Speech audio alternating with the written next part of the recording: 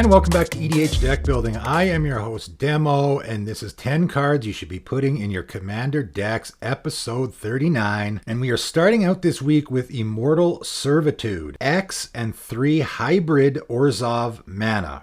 So white and black. It's a sorcery and has return each creature card with converted mana cost X from your graveyard to the battlefield. This is a card that I really like and I don't see nearly enough, especially because it's white and black and you tend to have a lot of aristocrat style of decks where you're sacrificing your own creatures in those colors. I mentioned this card in an Aura deck that I was doing where you're in a theme there, again, in Orzhov colors where you probably are going to be sacrificing a lot of your creatures. More importantly, you have a lot of creatures in the same sort of mana value range, right? This is going to return each creature card with that mana value from your graveyard to the battlefield. So say you want to get all the 2 mana value creatures out of your graveyard, you pay 5 mana and you're going to get all of the 2 drops out of your graveyard and put them directly into play. Just a fantastic card in any deck like that. Coming in at number 2 is Impromptu Raid, 3 and 1 hybrid Gruul mana, red and green.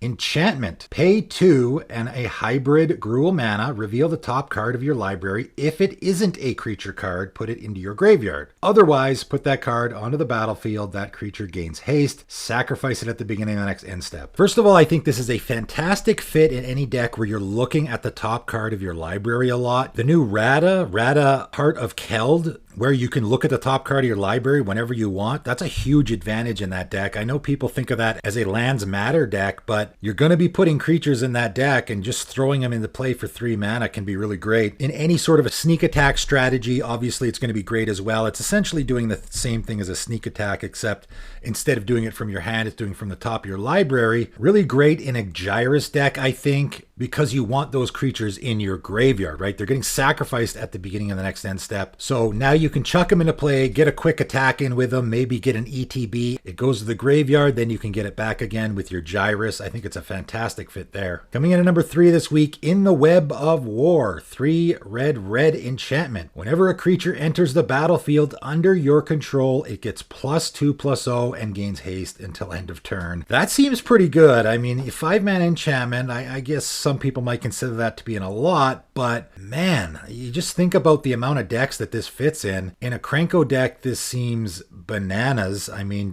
I create however many tokens with my commander. They all get +2/+0 immediately, and I can attack with them all immediately. That seems pretty bananas. A Jurina Kudro deck even, it enters the battlefield and you create a 1/1 white human soldier creature token for each time you've cast it from the command zone. They already get +2/+0 from your commander. Now they're going to get an additional +2/+0 and haste. So they're going to be 5/1s right out of the gate without any other buffing going on. That seems pretty fantastic. Coming in at number 4 this week, I might get a lot of groans from this one, is Impending Disaster. 1 and a red enchantment. At the beginning of your upkeep, if there are 7 or more lands on the battlefield, sacrifice Impending Disaster and destroy all lands. Yikes. So I know a lot of people don't like land destruction. I don't love it myself. I know I've talked about how I'm okay with it in a casual game. It doesn't mean I'm a huge fan of it. This card, I think, might be the most efficient land destruction card in Commander. I mean, 2 mana. In a Commander game, you're going to get 7 or more lands pretty darn quick, so I could play this turn 2, and by the time it gets around to my next upkeep, it's going to trigger right away and destroy all the lands. That's going to slow the game down big time. Nevertheless, if that's the kind of thing you want to be doing, it's a fantastic card for doing that. And since we're talking about nasty cards that hate on lands, Infernal Darkness, 2 black enchantment, has cumulative upkeep, pay a black and 1 life. Pretty harsh cumulative upkeep, but like I always say about cumulative upkeep, you're going to play a card, and before you have to pay any upkeep, it's going to affect all of your opponents on their turn. Then you play your first upkeep, so you're already going to get lots of value out of it before you even pay your first upkeep. And man, this one's a doozy. If a land is tapped for mana, it produces black instead of any other type. Yikes. So I talked about Hall of Gemstone, I think, on my last 10 cards video. This is similar, but probably a lot worse, right? If your opponents aren't playing black, this poses them pretty hard, right? They're not going to be able to get any mana out of their lands that isn't black mana. They still got their mana rocks, though, that can help fix them, but this can really lock a lot of people out of the game for a long time, as long as you want to pay that 1 black and a 1 life. It's a nasty card, I know. It's not a card I don't think that I would ever play, but is definitely a unique and powerful card, so I thought I'd give it a mention. Getting to something a little more friendly, coming in at number 6 is Induced Amnesia, 2 and a blue enchantment. When Induced Amnesia enters the battlefield, target player exiles all cards from their hand face down, then draws that many cards.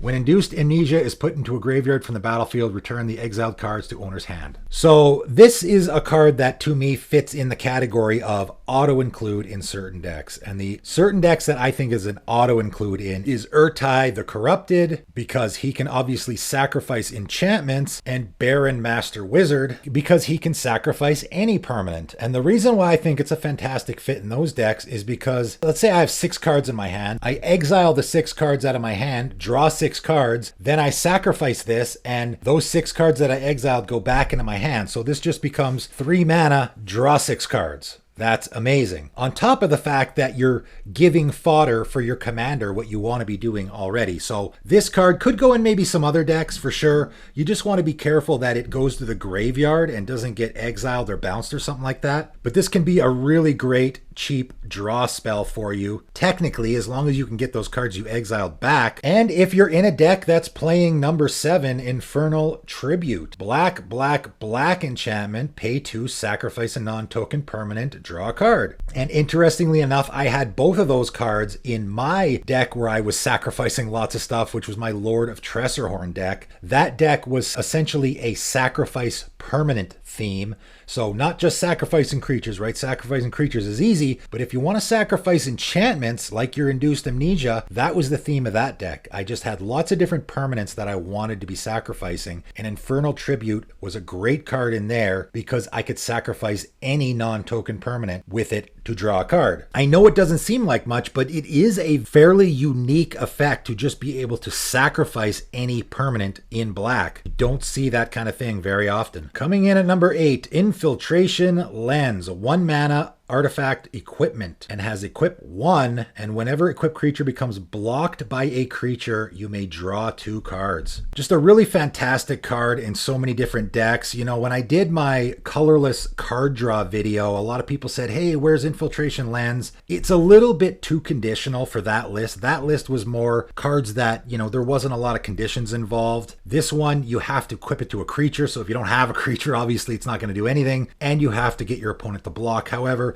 there is a lot of ways to do that in the game. If you're in a deck where you're forcing blocks, like a Neath deck, this is a fantastic fit. Or my Gore Muldrak deck that I made where I'm doing a lot of lure type of force block effects. It's a fantastic fit there as well. Can be really good though in a deck where you don't want your opponents to block, right? If you have a creature or a commander that you want to be getting in for damage, you throw the Infiltration Lens on it, and then it's win-win for you, right? If your opponents block, you get to draw 2 cards. If they don't block, then you get, you know, whatever that trigger is your commander has. So it's a win-win scenario for you, makes it difficult for your opponents to decide what they want to do. So it can be great there as well. Just a really great colorless draw effect overall. Coming in at number 9 is Insidious Dreams, 3 black instant. As an additional cost to cast this spell, discard X cards, search your library for X cards, then shuffle and put those cards on top in any order. So this is a much lesser known tutor in the format. It's an old card. I don't know how many people have seen it. It's not like the most powerful tutor in the world. What I like about it, first of all, it's instant speed, right? 4 mana is kind of a lot, but at instant speed, that's a lot better. You have to discard as many cards as you're searching for, but you know, that's not horrible, right? If you have a bunch of trash in your hand that you don't want,